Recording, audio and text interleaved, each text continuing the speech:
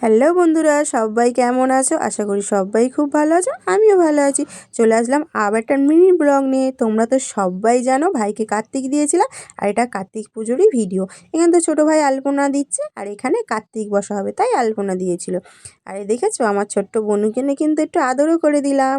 আর এখানে মাটা সব কাটাকুটি করছে। চলো আমাকে একটা জায়গায় যেতে হবে। তো সে এক জায়গায় গিয়েছিলাম, আস্তে আস্তে প্রায় সন্ধে হয়ে গেল। তাই সন্ধেবেলা সাজুগুজু করে নিলাম, দেখি ওদিকে গিয়ে কী করছে, কারণ এতক্ষণ তো ছিলাম না, তাই কিছু শেয়ারও করতে পারলাম না। আর এই যে এসেই দেখি না সোনামা সাজুগুজু করে চলে এসেছে। কিন্তু সোনামা তো থাকবে না, সোনামাকে বাড়ি চলে যেতে হবে, কারণ ওদের ওখানেও পুজো আছে। আর মারা তো এখানে সবাই লুচি বেলছিল, সব কিছু হয়ে গেছে প্রায়, পুরো কমপ্লিট। তা আমি লাস্ট টাইমে এসেছি, তাই একটু দুটো লুচি বেলা যাক। আমাদের বাড়িতে কিন্তু পুজো অকেশন হোক বা যাই কিছু হোক না কেন, খুব একটা কাজ করতে হয় না আমাদের, কারণ আমাদের বাড়িতে অনেক লোকজন। আর এখানে তো কার্তিককেও বসিয়ে দিয়েছে, কিন্তু এখন তো বামুন ঠাকুর আসেনি। তাই দিদি বললো যে ফল টলগুলো কেটে গুছিয়ে রাখি, বামুন ঠাকুর এলে ধরে দেবে।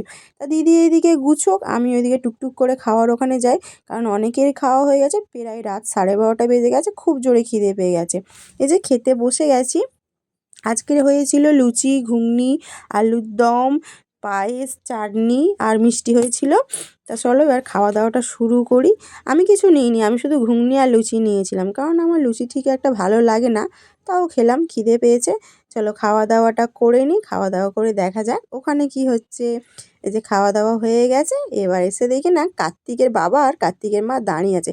কিন্তু এই কার্তিক পুজোর দিনকার কিন্তু প্রচুর ঠান্ডা পড়েছিল, কিন্তু খুব ঠান্ডা পড়েছিল। আর এখানে বামুন ঠাকুরও চলে এসেছে, এসে পুরো গুছিয়ে নিয়েছে। তা পুজো হতে থাকুক, আমি আর বেশিক্ষণ থাকবো না, কারণ আমি এক জায়গায় গিয়েছিলাম, ওই জন্য আর ভালো লাগছে না।